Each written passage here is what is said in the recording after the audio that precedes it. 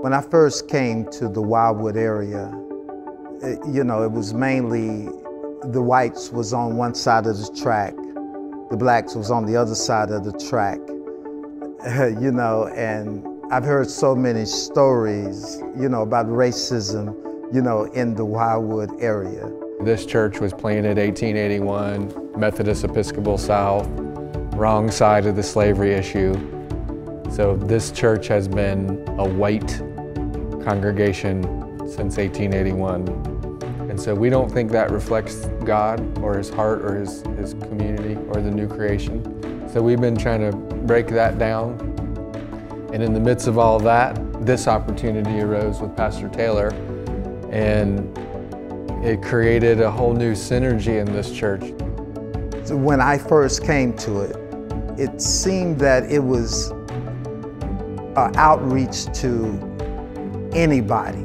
It was people that was recovering drug addicts, people that's not even members of the church. It just was a community outreach. Come and let's dine together.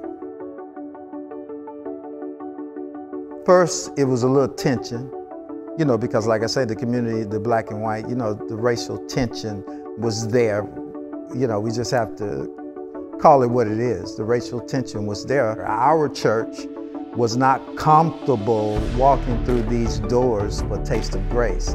Now, they would show up for the 7 o'clock Bible study that we had, but not the Taste of Grace to sit down and eat. So they are slowly getting comfortable with showing up a little earlier. It's a God thing to bring, the black community and the white community together and to actually fellowship together in the same space. He's bringing two cultures together. Age don't mean nothing. Race don't mean nothing. We as one. Because food is love. We're becoming a family. No matter who it is, we're a family. I think this is a sign and a symbol of God's kingdom reign in the earth.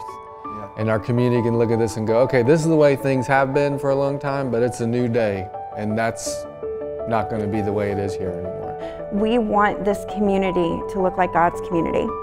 And I just think it's absolutely beautiful that Pastor Taylor can stand up on a Wednesday and say that you guys look like Jesus to us, because they look like Jesus to us. And so that is such a perfect mix. They just keep coming and keep seeing the love, of a shared meal.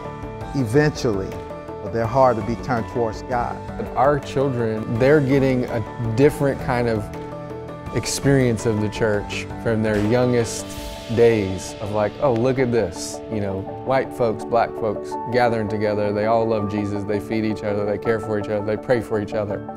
That's a significant, formative thing, I think, for our children and for us and for our community. God didn't just put us together just for us to celebrate each other. I think now it's time for us to go out into the community and say, come in, there's a feast going on.